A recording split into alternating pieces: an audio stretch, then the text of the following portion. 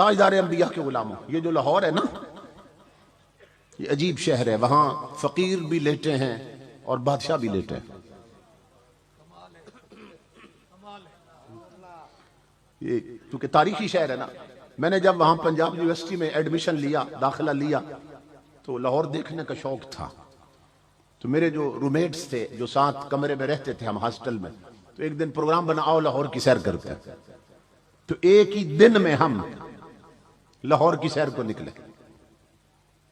इन आंखों से देख, दरिया रावी के दो किनारे हैं, इस किनारे पर भी एक कब्र है, उस अगले किनारे पर भी एक कब्र है। इमामुल अंबिया के गुलामों,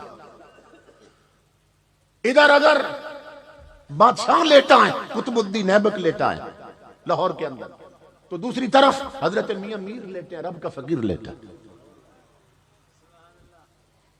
उधर अगर मलका नूर जहां लेटी है,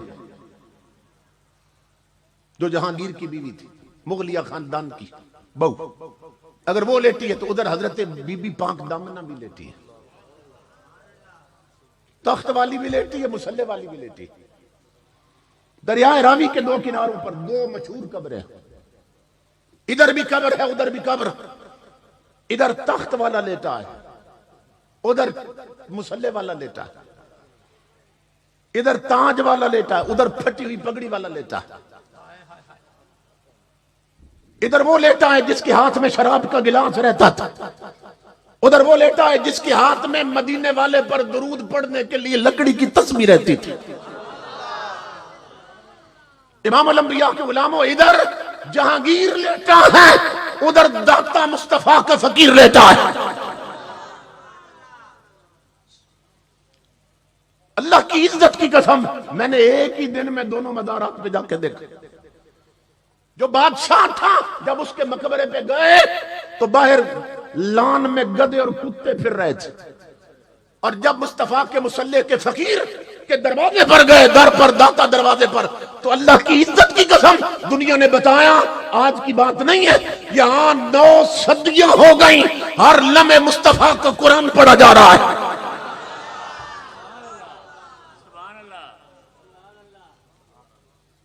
अल्लाह बता रहा है, अमीर वो हैं कि जिन्हें मदीने से निस्बत हो जाए, जिनकी गर्दनों में गुलामी रसूल का पटा आ जाए। ये जर्नल ज़ियाउल हक जर्नल था, यूनिफॉर्म में था, मेडल लगे थे। मरने के बाद उसकी कब्र पर लोग नहीं जाते हैं, वो एक सैरगाह बनी हुई है, कोई ध्यान भी नहीं करता कि कौन लेटा। जर्नल आसिफ नवाज के गांव में मैं खिताब के लिए गया हूं, नक्का खलासपुर में।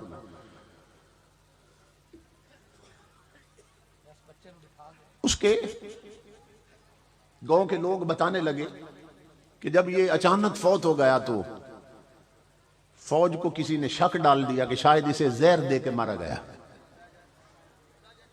तो दफन करने के बाद फिर अमेरिका से इन्वेस्टिगेशन टीम आई थी डॉक्टरों की कि चलो इसकी मैयत निकालते हैं और फिर चेक करते हैं कि इसको वाकई जहर दी गई थी कि नहीं दी गई थी।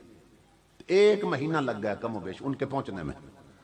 तो कहते हैं कि 1 महीने बाद जब उसकी कब्र खोली गई, कौन? जर्नल, मेडल लगे, यूनिफॉर्म में था जब दुनिया से गया, जिसके एक खून पर पूरी आर्मी हरकत में आ जाती थी।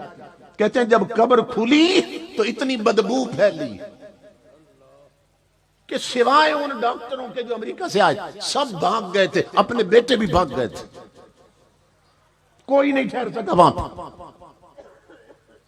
और डॉक्टर भी इसलिए रुके थे, उन्होंने मास्क पहने हुए थे, वो चेहरे पे चढ़ा लेते हैं ताकि बू ना आए और जरासीम ना पहुंचे, वो इसलिए रुके हुए थे। इमामुल अंबिया के गुलामों, अल्लाह अपने रंग दिखाता रहता है। ये जर्नल था, कब्र में बदबू पैदा हो गई क्योंकि मदीने से रिश्ता नहीं था, पेशानी में सजदों का दाग नहीं था, ये कदम मस्जिद के रास्ते पे चलने के आदी नहीं थे। उन्हीं दिनों में अखबार में आया था कि साउथ अफ्रीका में एक यतीम बच्चा जो हाफिज कुरान बन रहा था, वो फौत हो गया था। वहां एक बे औलाद अमीर आदमी था, उसने क्या किया, सरहद के इलाके से ना एक यतीम बच्चा वहां बुला लिया। उसने कहा इसका सारा खर्चा मैं दूंगा, मैं इसको हाफिज और आलिम बनाता हूं। तो वो यतीम बच्चा वहां फौत हो गया। उसकी मैयत 20 महीने बाद पहुंची थी, ताबूत में बंद। अखबार में आया उन्हीं दिनों में, जिस दिन जर्नल की ये पोजीशन बताई अखबारों ने, अखबार में आया कि उस बच्चे की मैयत जब पहुंची है ना पिशावर एयरपोर्ट पर, तो जहाज से जब निकाली गई तो सिर्फ ऊपर चेहरे पर जो दरवाजा बना था ना छोटा, उसको हटाया गया। तो अखबारों में था अल्लाह की इज्जत की कसम, ऐसी खुशबू फैली पूरा एयरपोर्ट मुअत्तर होकर रह गया।